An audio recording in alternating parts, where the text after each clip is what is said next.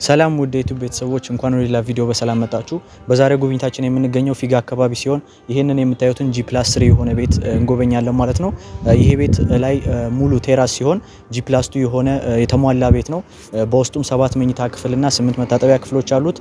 እንግዲህ ካሬው ደግሞ በይዞታ 153 ካሬ ሲሆን ካርታ ላይ ደግሞ 110 ካሬ ሆኖ እናገኘዋለን ማለት ነው። ውስጡ ያሉትን ሁሉንም ክፍሎች የጎበኘን እናያለን ማለት ነው። ከታች ደግሞ ቤዝመንት አለው ማለት ነው። በጣም ገራሚ ቤት ነው። ዋጋውን ማወቅ ከፈለጋችሁ እስከ ቪዲዮ መጨረሻ መቆየታችሁን አትርሱ። ለዚህ ቻናል አዲስ ከሆናችሁ ደግሞ ሰብስክራይብ፣ ላይክ እና ሼር ማድረጋችሁን አትርሱ ማለት ነው። አሁን ደግሞ ወደ ውስጥ ገብተን ጉብኝታችንን እንቀጥል።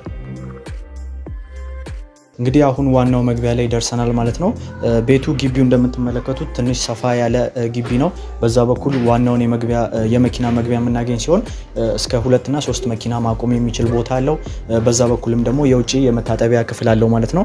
አሁን ደግሞ በዚህ ስንመጣ የምናገኘው ዋናው የመኖሪያ ክፍል ይሆናል ማለት ነው። እንግዲህ ወደ ውስጥም ስንገባ ይሄንን በጣም ሰፊ ሆነ የሚያምር ሳሎን እናገኛለን። እንደምታዩት ዲዛይኑ በጣም የሚያምር ነው። ለየት ያለ ኢትዮጵያ ውስጥ አይተነው ማናውቀው አይነት ዲዛይን አለው ቤቱ። እንግዲህ እንደምታዩት እዚህ ጋር ዋናውን የሳሎን ቦታ እናገኛለን። በዚህ በኩል ሰፊ የሆነ ኮሪደር አለን። ፊት ለፊታችን የምናገኘው የደረጃውን ቦታ ይሆናል ማለት ነው። ከላይ ደግሞ እንደምታዩት ኦፕን ኪችኑና የምግብ መመገቢያ ቦታ እናገኛለን ማለት ነው። አሁን ደግሞ ከፍ ብለን የምንገኘው የነገርኳችሁ የዳይኒንግ ስፔስ ኤሪያ ቦታ ነው።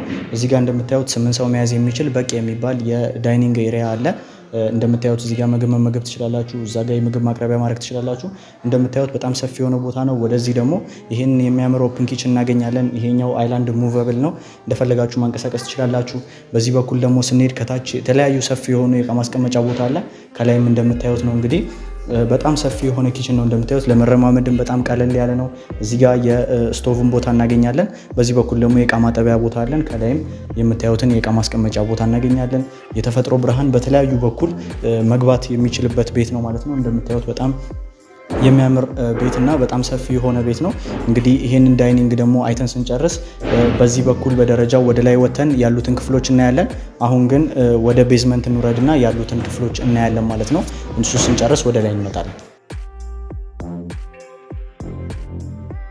አሁን እንግዲህ እንደነገርኳችሁ ቤዝመንት ላይ ደርሰናል ማለት ነው። በዚህ ቤዝመንት ላይ ደግሞ የምናገኛቸው ቀለል ያሉ ክፍሎች አሉ። እዚህ ጋር የሜድስ ሩም እናገኛለን። ቀለል ያለ ክፍል ነው። በዚህ በኩል የስቶር ኤሪያ ቦታ እናገኛለን። የእጅ መታጠቢያ ቦታ አለ። እዚህ ጋር ደግሞ የእቃ ማስቀመጫ ቦታ አለ። እዚህ ጋር የምታገኙት ደግሞ ይሄንን ሰፊ የሆነ ትራዲሽናል ኪችን ይሆናል ማለት ነው። ሰፊ የሆነ ላይ የሚከብዳችሁን ስራ እዚህ መቀጠል ትችላላችሁ። በጣም የተሟላ አክሰስ ያለው ትራዲሽናል ኪችን ነው ማለት ነው። እንግዲህ እቃ ማጠቢያ እዚህ እናገኛለን። የምታዩትን ስቶቭ እናገኛለን። እዚህም ቬንት አለው ማለት ነው። ወደዚህ ደግሞ ሰፊ የሆነ ቦታ ነው። በዚህ በኩል ቅድም ያሳያችሁን የግቢውን ክፍል አክሰስ የምናደርግበት ቦታ ነው። ከላይም የስቶር ኤሪያ ቦታ አለ። እንደ ጭስ ቤት መጠቀም ትችላላችሁ። እናንተ እንደሚፈልጉት አድርጋችሁ መጠቀም ትችላላችሁ ማለት ነው።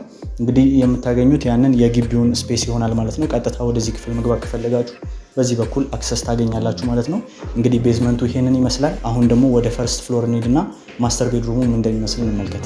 የመጀመሪያው ፍሎር ላይ ደግሞ የምናገኛቸው የተለያዩ ክፍሎች አሉ። ፊት ለፊት እዚህ ጋር የምታገኙት ዋናው ማስተር ቤድሩም ይሆናል ማለት ነው። በዚህ ደረጃ ደግሞ ወደ ላይ ስንወጣ የቀሩትን ክፍሎች እናገኛለን። ከማስተር ቤድሩሙን ጀምርና ወደ ሌሎቹ እንሄዳለን። እዚህ ጋር እንደምታዩት እንግዲህ ይሄንን ሰፊ ማስተር ቤድሩም እናገኛለን። እንደምታዩት ፊት ለፊታችን ያልጋውን ቦታ እናገኛለን። በጣም ሰፊ የሆነ ስፔስ ነው። ፊት ለፊት ላይ ብርሃን ማስገቢያ መስኮት አለን ማለት ነው። በዚህ በኩልም እንደምታዩት አሪፍ የሆነ የተፈጥሮ ብርሃን ይገባል። እዚህ ጋር እንደ ሳሎን አድርጋችሁ እንደ መቀመጫ ስፔስ መፍጠር ትችላላችሁ። እንደምታዩት እንግዲህ የሜካፕ ኤሪያ ቦታ አለን ለሴቷ። በዚህ በኩል ደግሞ ስንመጣ ሰፊ የሆነ ዎኪንግ ክሎዜት እናገኛለን ማለት ነው። እንደምታዩት በጣም ሰፊ የሆነ በቂ የሚባል ስፔስ ነው ይሄኛው። እዚህ ጋር ደግሞ የዋናው ማስተር ቤድሩም የመታጠቢያ ክፍል እናገኛለን ማለት ነው። እንደምታዩት በጣም ሰፊ ነው። ዲዛይኑ ለየት ያለ በጣም ምቹ የሆነ ማስተር ቤድሩም ነው ማለት ነው። በአጠቃላይ እንግዲህ ማስተር ቤድሩሙ ይሄንን ይመስላል። አሁን ደግሞ ወጣ እንበልና ወደ ቀሩት መኝታ ክፍሎች እንሄዳለን። እንግዲህ ዋናው ማስተር ቤድሩም እዛ ጋር አይተን የመጣ ነው። በዚህ በኩል ደግሞ ስንመጣ ሁለቱን የልጆች መኝታ ክፍል እናገኛለን ማለት ነው። አንደኛው በቀኝ እናገኘዋለን፣ ሁለተኛውን ደግሞ እንደምታዩት በግራ እናገኘዋለን። በጣም ሰፊ የሚባል ነው። ለልጆች በጣም ተስማሚ ነው። ቀለል ያለ መኝታ ክፍል ነው።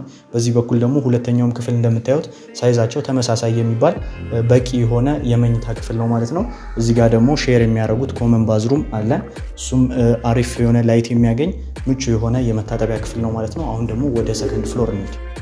አሁን ደግሞ የምንገኘው ሰከንድ ፍሎር ላይ ነው ማለት ነው። በዚህ ፍሎር ላይ ደግሞ አራት የተለያዩ ክፍሎች አሉ። አንደኛውን ኮመን ባዝሩም ሲጨምር 5 ይሆናሉ ማለት ነው። በዚህ በኩል እንደምታዩት የመጀመሪያውን ክፍል ነው የምናገኘው። ይሄ ክፍል ሰፋ ያለ ከፈለጋችሁ እንደ ኢንተርቴይንመንት ሩም ልታረጉት ትችላላችሁ።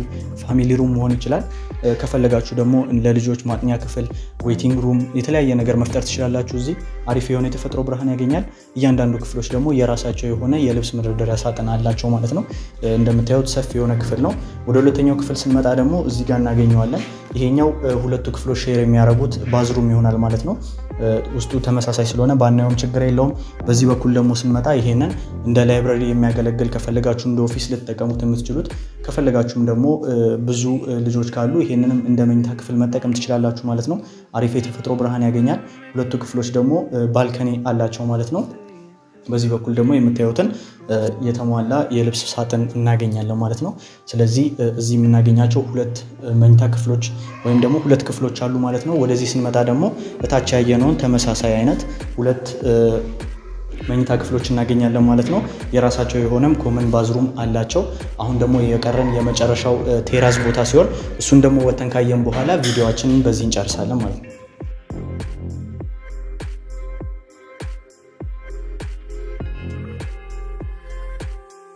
እንግዲህ ይሄ የምታዩት የመጨረሻው ፍሎር ይሆናል ማለት ነው። ሶስተኛው ፎቅ ላይ ደርሰናል።